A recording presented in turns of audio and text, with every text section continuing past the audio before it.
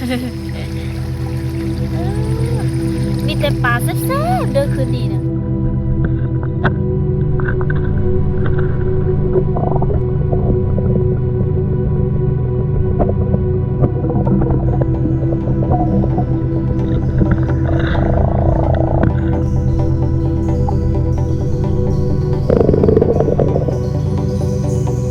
บัวสิได้จากตัวนี้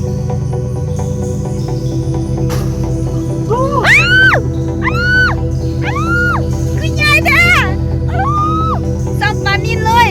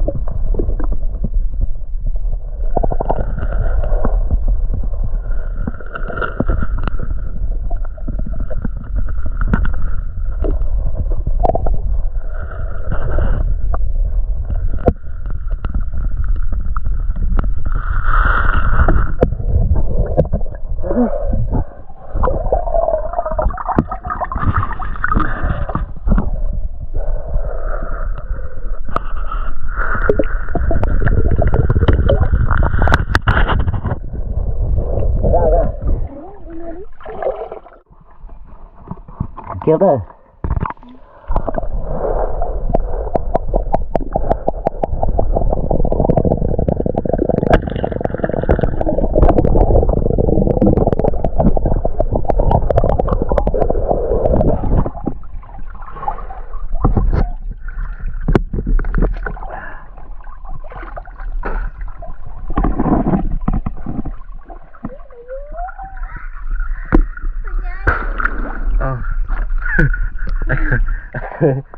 ยึดตัวเกตตัวเกตอ๋อได้แล้ว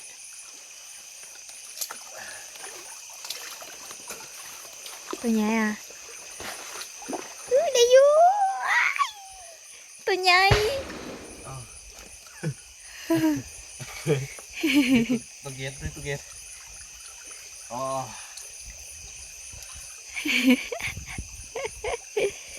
ได้เสยยังอ่ะ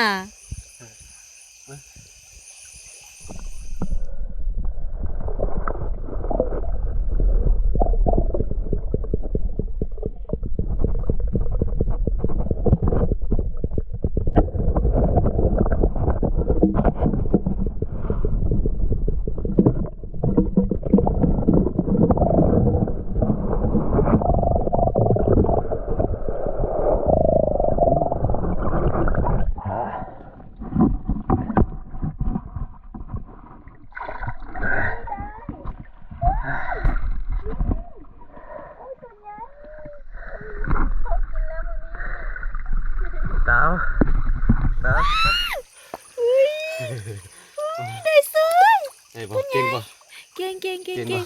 สุดยอดเลยอุ้ยเก่งเก่งเก่งเก่งสองตัวแล้วสองตัวแล้ว สองตัวแล้วดื้อมื้อนี้คือตั้งใจมาหาแต่ตัวใหญ่เนาะบ่เอาตัวน้อยนี่โอ้ยสุดยอดสุดยอดได้กินแล้ว ขาตั้งสีขาตั้งสีจะว่าหนาวแห้ง เดี๋ยวสิได้เป็นวัดทั้งสองนะ เมื่อกี้หน้าลั่น โอ้ยเนาะเกือบจะได้หลายโตแล้ว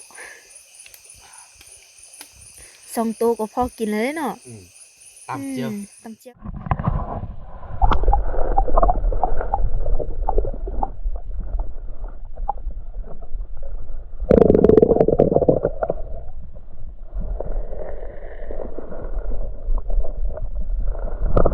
นี่ตัวใหญ่แห้ง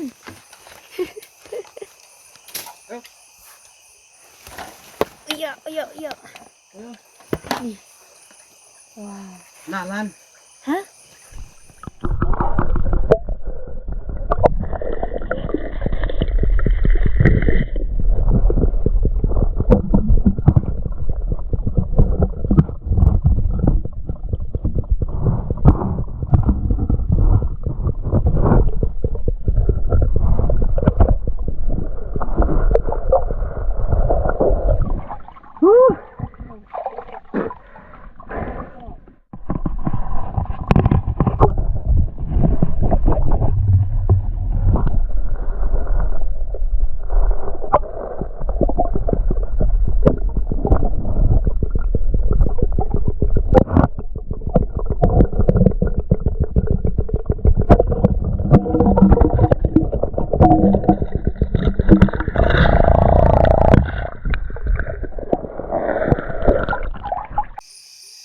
ตามต่อเด้อทุกคน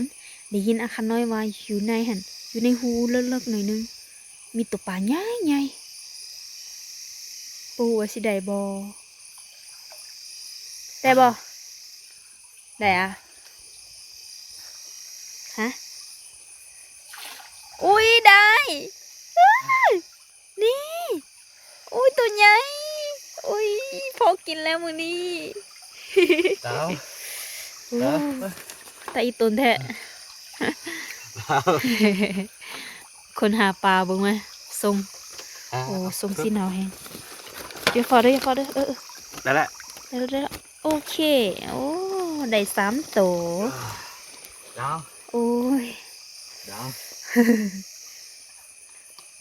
อย่างสิเป็นวัดก่อนเด้หัน ไหวกระโปรงไม่มีวันใส่หมวกเลยไม่ไหวจับก็ได้จับกระโปรงไม่มีวันจับไปใส่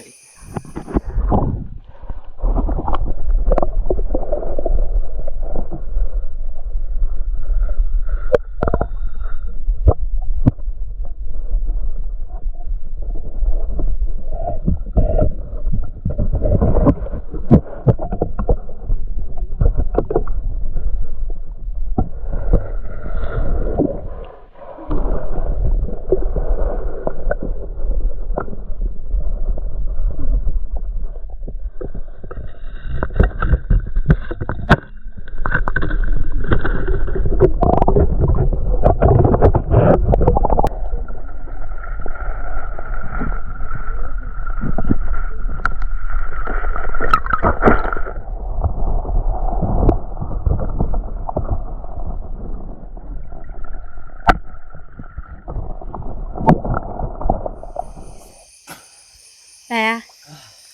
อุ้ยได้อุ้ยอุ้ยตัวใหญ่ เก่งเก่งเก่งเก่งสุดยอดเลยอุ้ยเก่ง หนาวอุ้ย เห็นปะ โอ้ตัวใหญ่ก็นี่เนาะนี่โอ้สุดยอดสุดยอดเก่งเก่งเก่งโอ้ยอย่าได้อย่าได้ เก่งด้วยวะ ทำสี ทำสีเก่งเด้อ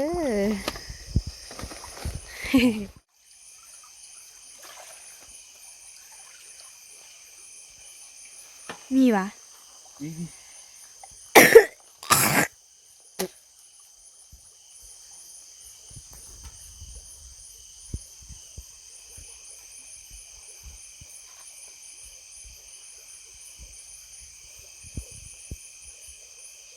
แล้ว ฮะ ไปแล้ว เอ้าไปแล้วนี่มื้อนี้คือตั้งใจมันดำน้ำเด้อทุกคนบ่ได้เอาซ่อนเอาวิงเอียงมาเด้อเป็นจังได มีปลาดุกก็ได้ นี่ปลาดุก ปลาดุกปลา ล่ะตัวใหญ่วะ เข้าไปแล้วอู้ปลาดุกนี่อันนี้บ่ไหวดาอันนี้น้อยนี่โอ้สงสารเด้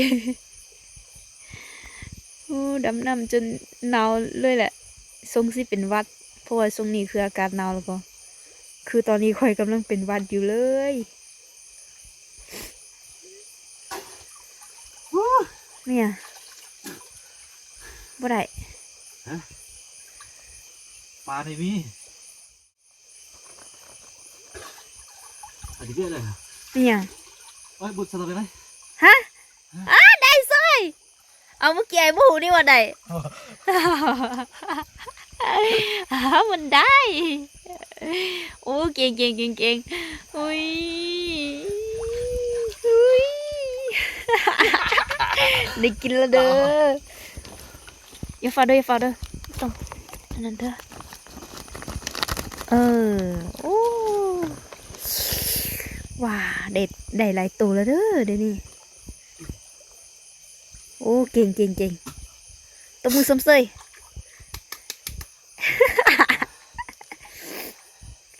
น้ำเข้าลายนี่นะบ่ไหวนะ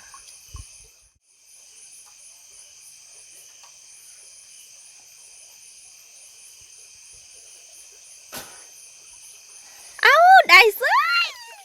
โอ้ยแม่งคือแกงบันนี่วะโอ้โหบ่ได้อดและเด้อนี่ทำอีวันสิได้อด ได้ อย่าฟอเด้อเจ็บเบี้ยว ฮะ เจ็บเบี้ยว เท่าแล้ว กบหลายวัด ดามอีกรอบรอบแล้วมันมีหูเลิกอยู่ในหันทุกคนได้ยินว่ามีปลาดุกใหญ่นะแต่ว่ายิงบ่ถึงเพราะว่าอันนั้นหูมันเลิกโพดนะบ่ว่าสิได้จากตัวนี้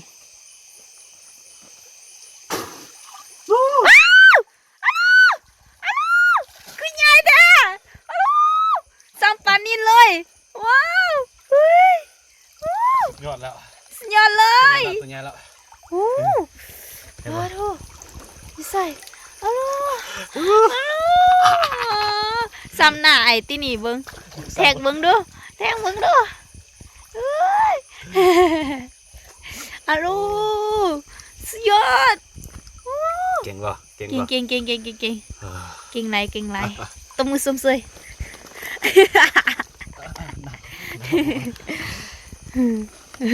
ดีเด้ออุ้ย ผมเยอะอย่างนี้ไง โอ้เก่งไรเก่งแท้นี่มาเรื่องหาอยู่หากินเนี่ยต้องยกให้อาคาน้อย สำนาน สำนักในการหาปลา มาฝึกกลับมาฝึก3 ปีซื้อหลังจากทิมไป10 ไปปี 19 บาซาน เขาอีกรอบแล้วเพิ่นว่าบ่ได้บ่ยอมเพราะว่าอยู่ในหันเพิ่นยิงเทื่อนึงแล้วก็มันจิกฮะคือบ่ได้เนาะเมื่อกี้แล้วเทื่อนี้คือสิได้หรือบ่เฮามันลุ้นนำกันนี่อุ้ยอีตนคนดำน้ำจังไดว้ายได้ ตามที ฮะเอาอยู่ในหูหันก็เข้าไปได้วะ ได้ โอ้ยเนาะแพง อุ้ยแต่ก็ได้มาแล้วหน้าเล็กน้อย หน้าใหม่ของลิงน้อยแล้วก็มันอันนั้นเนาะบ่แห้งปานใดโอ้โห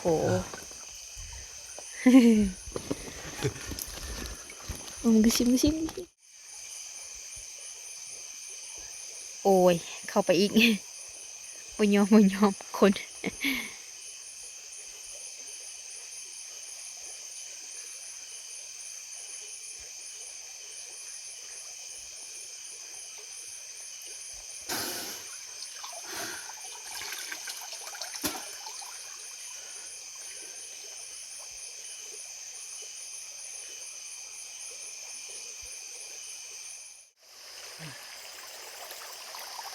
ถือโอ้ตัวน้อยก็บ่เป็นหยังเด้อเมื่อกี้คือตกใจแฮงคิดว่าเป็นหยังบ่งกือเด้อฮู้โอ้แม่ตีนมือของมันน่ะใหญ่ใหญ่ใหญ่ใหญ่หลาย โคตรไหลเลยมันยังไปทั้งหมดแล้วอุ้ยถ้าว่าไปถือตัวมันนี่มันจะหดเขาเลยเลยแต่ว่าอย่าปล่อยมันไปเนาะอืมอุ้ยมันยาวแฮงปูแต่ปูน้ำ เดี๋ยวต้องทำตัวเห็ดให้ไม่เข้าจี้กิน บ่เห็นบ่นี่ปลาพันธุ์ ไม่ใช่ ใหญ่นี่ดูกล่องหิน ไปแล้ว คือเฮาสิให้เบิ่งผลงานของเฮาก่อนโอ้หน้าหนาวนี่บ่ต้องเฮ็ดเด้อ เกือบสลบโอ้ยพี่น้องเอ้ยพอได้กินคือเฮายิงอยู่วังเดียวซื้อได้นี่เนาะนี่เห็นบ่ โอ้ย ของแท้ทั้งนั้นนี่ สองตัวนี่ก็พอกินแล้ว2 คนน่ะ แม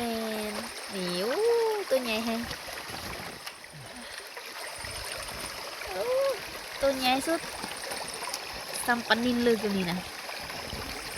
เก่งบ่อาคาน้อย เก่ง อาคาน้อย โอ้ไล่โตแหงเด้อ โอ้ ว้าว โอ้ อู้ โอ้ อัลโหลวางเดียวซื้อๆเนาะ วางเดี๋ยวนี้ได้8 ตัวใหญ่หั่น โอ้ โอ้ไปโอ้ ได้กินแล้วมื้อนี้นะ อะโล โอ้ยอดไล่ ยังหลายเลยนี่ ถกออกมาดู แป๊บนึงปลาแล้วนะ อืม มาคิดดูโอ้ยเราพูดตั้งแต่เธอคือเล่นมันก็เทปได้เบิ่มอายุยืดมาเชียวนะ โอ้ปลาพันธุ์โอ้ปลาพันธุ์ตัวใหญ่สุด ต่อพันนี่เอาอย่างมาแหลกกับพวกขายเด้อ โอ้โหว้าวตัวใหญ่อะลูเนื้อเน้นๆเนาะ อืม ปลา ตัว พัน นี้ ธุ์ นี่สุดๆแล้วปลาพัน แซ่บ ต้องแซ่บแล้ว อันดับหนึ่งเลย ของ โอ้ แซ่บแล้ว เออมีแต่ปลาแซ่บๆเด้อคืนนี้นะ อืมปลานี่ก็มีแต่ว่าของปักสวนนี่เห็นบ่ อะลูโอ้ยโอ้ตัวนี้คือใหญ่แห้งเลยว้าวคักตามเจียวตัวเดียวก็พอเลยนี่ เห็นบ่เก่งบ่ เก่ง เก่งบ่ อ้าว สะออนปลาดิแต่วันหนาวชิบหาย หนาวเธอคือมื้อใดว่างๆเอาซิเข้าไปซิดำขึ้นมาเตอไกลๆพุ่นเนาะน่าจะได้หลายอยู่อันนี้วังเดียวนี่ได้8 ตัวใหญ่ๆหั่นอาหารปักสวนมีหลายอยู่นี่แต่ว่าอันนี้อาหารเขาโตอยู่นี่เลย นี่คืออาหารเห่า อาหารปักสวนตรงนี้อืมโอ้ โลนึงฮอตบ่ ฮอดอยู่เนาะ น่าจะฮอดอยู่ลู สะอ่อน ทำไมมันเยอะอย่างนี้ คุยสะอ่อนดีมีแต่ปลา นี่คือผลงานของอาคาน้อยเด้อหน้า เทเลย โอเคเลยนี่อะโล ฮัลโหล สุดๆไปเลยสีมืออาคาน้อย